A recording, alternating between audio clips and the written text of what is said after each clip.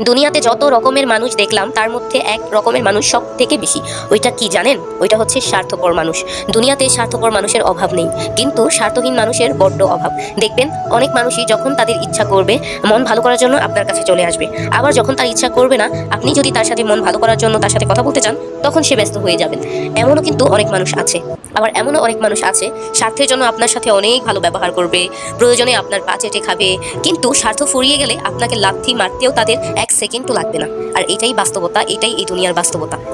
এর জন্য দুনিয়াতে ভাই কারো আশা না করে, আমি এইটা করলে সে আমাকে ভালো জানবে, আমি ওইটা করলে তারা কি বলবে, লোকে কি বলবে, আমি এই কাজটা করলে আমার মনের শান্তি, কিন্তু মানুষ তো খারাপ বলবে, এই কাজটা ভালো কিন্তু আমি করতে গেলে মানুষ তো এটাতে খারাপ মনে করবে, তারা তো আমার সাথে রাগ করবে, আমার পছন্দের জিনিস তারা চাইলেই আমার দিয়ে দিতে হবে, আমার পছন্দের আমি যদি মুখের উপর না করে দিই তাহলেই তারা আমার সাথে রাগ করবে, তাদের মুখ কালা হয়ে যাবে।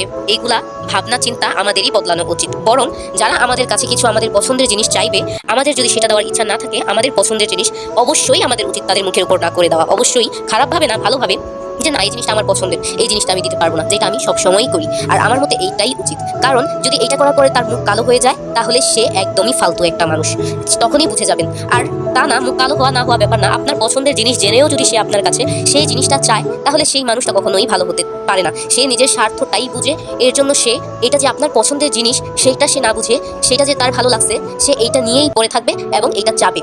এইসব মানুষের কাছ থেকে দূরে থাকাই উচিত। একটা জিনিস, যেমন এই ফেসবুক প্ল্যাটফর্মে অনেক আপুদের দেখি তাদের ফ্যামিলির মানুষরা অনেক খারাপ কথা বলে, তারা ভিডিও আপলোড করে, তারা আদিম যুগের মানুষ অনেক খারাপভাবে, যদিও তারা মুখ ঢেকে ভিডিও আপলোড করে শুধু ভয়েস দিয়ে, তবুও কিন্তু তাদের অনেক খারাপ কথা বলে আত্মীয় স্বজনরা।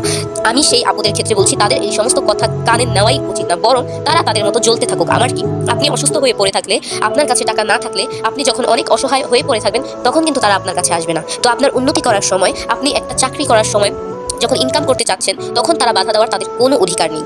এমন হইতো তারা যদি সব সময় আপনাকে দিয়ে ভরে রাখতো যে না তোর কোনো সমস্যা নেই, বা আপনার কোনো কষ্ট হয় না, কোনো অভাব নেই তাদের জন্য, তাহলে এক কথা, সেটা ভিন্ন। কিন্তু আমার মতে সেটাও মানুষের কাছ থেকে আশা করে না নেওয়াই উচিত। আর এইটাই প্রত্যেকটা মানুষের উচিত।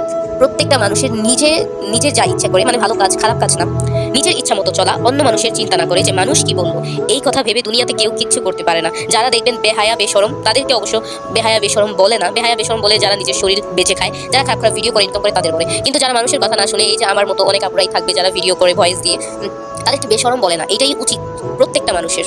আর আমরা কিন্তু চাকরি করার ক্ষেত্রেও ভাবি, এখনো অনেক সংসার দেখবেন মধ্যবিত্ত, তাদের ইনকামের একজনের ইনকাম দিয়ে কিন্তু কোনো রকম চলছে, কিন্তু হাউস ওয়াইফ অনেকেই চাইলেও কোনো চাকরি করতে পারছে না। কেন? মানুষ খারাপ বলবে।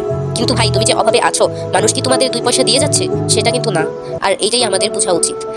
তো আপনাদের ভালো লাগলে অবশ্যই ভালোবাসা দিয়ে যাবেন, বাস এইটুকু কথাই আমি আপনাদের বললাম। আর সবাই ভালো থাকবেন। আর প্রচন্ড শরীর খারাপ আমার, যার জন্য ঠিক মতো অ্যাক্টিভও থাকতে পারছি না, আর কিছু হচ্ছে না, যার কারণে অনেক বেশি ভেঙে পড়ছি, আর ভালোও লাগছে না। যাই হোক, আল্লাহ হাফেজ, ভালো থাকবেন সবাই।